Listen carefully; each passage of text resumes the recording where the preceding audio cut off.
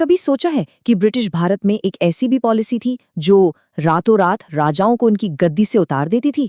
जी हाँ, आज हम बात करेंगे डॉक्ट्रिन ऑफ लैप्स या व्यपगत के सिद्धांत की। ये कोई मामूली पॉलिसी नहीं थी। इसने न सिर्फ भारत का नक्शा बदल के रख दिया, बल्कि 1857 की क्रांति की आग में घी डालने का काम भी किया।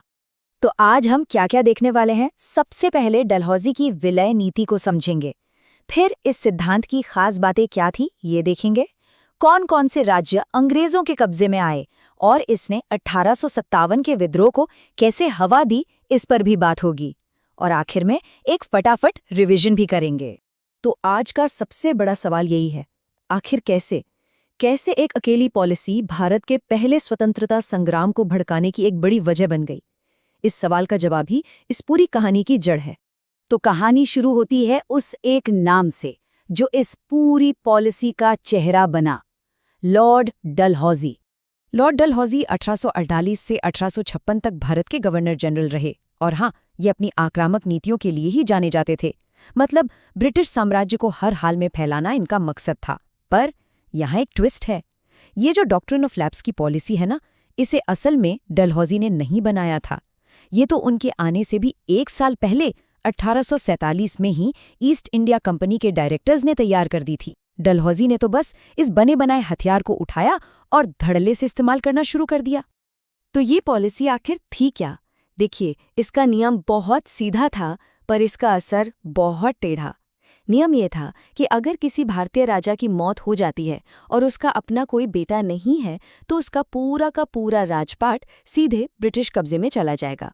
अब सोचिए, ये भारत की सदियों पुरानी परंपरा पर कितना बड़ा हमला था। यहाँ तो गोद लेकर वंश आगे बढ़ाने की प्रथा हमेशा से रही है और उसे सम्मान भी दिया जाता था। चलिए, अब थोड़ा और गहराई में जाते हैं और देखते हैं कि ये काम कैसे करती थी। तो इसका प्रोसेस कैसा था? देखिए, सबसे पहली शर्त, राजा का अपना कोई बेटा न हो। दूसरी बात, अगर राजा किसी को गोद ले भी ले, तो अंग्रेज सरकार उसे अगला राजा मानने से साफ मना कर देती थी। हाँ, वो गोद लिया बेटा राजा की पर्सनल प्रॉपर्टी, मतलब जो उनका अपना घर बार, पैसा, जमीन है, वो ले सकता था, लेकिन राजगद्दी नहीं। और बात यहीं खत्म नहीं होती, उसे अपने पिता की पेंशन और टाइटल्स तक नहीं मिलते थे। मतलब ये सिर्फ राज्य छीनने की बात नहीं थी, ये तो पूरे राजघराने के वजूद को ही खत्म करने की एक साजिश थी। यहाँ पर भारतीय परंपरा और इस नई ब्रिटिश पॉलिसी के बीच का फर्क साफ दिखता है। एक तरफ सदियों पुरानी परंपरा थी, जहां गोद लेना पूरी तरह से मान्य था और गोद लिया बेटा ही सब कुछ संभालता था। दूसरी तरफ थी ये नई पॉलिसी, जिसमें गोद लेने के लिए ब्रिटिश सरकार की इजाज़त चाहिए थी और वो इजाज़त मिलती ही नहीं थी। तो ये सिर्फ एक पॉलिटिकल मूव नहीं था, ये तो 2 संस्कृतियों का सीधा टकराव था। तो अब देखते हैं कि इस पॉलिसी की चपेट में कौन कौन से राज्य आए। लिस्ट काफी लंबी है। डलहौजी के आने के साथ ही एनेक्सेशंस का, मतलब विलय का एक सिलसिला सा शुरू हो गया। सबसे पहला नंबर लगा सतारा का 1848 में। फिर 1849 में जैतपुर और संबलपुर भी गए। 1853 में आया वो नाम जो इतिहास में अमर हो गया, झांसी। और फिर 1854 में एक बहुत बड़ा और अमीर राज्य नागपुर भी अंग्रेजों के हाथ चला गया। अच्छा, यहाँ एक बहुत ज़रूरी बात है जिसे ध्यान में रखना है, खासकर एग्जाम्स के लिए। 1856 में अवध को भी अंग्रेजों ने कब्जे में ले लिया था, लेकिन डॉक्ट्रिन ऑफ लैप्स के तहत नहीं। क्यों? क्योंकि वहाँ के नवाब का बेटा था। तो अंग्रेजों ने बहाना बनाया कुशासन का, मतलब कि वहाँ का राजकाज ठीक से नहीं चल रहा। ये एक बहुत कॉमन कन्फ्यूजन है, तो इसे याद रखना बहुत ज़रूरी है।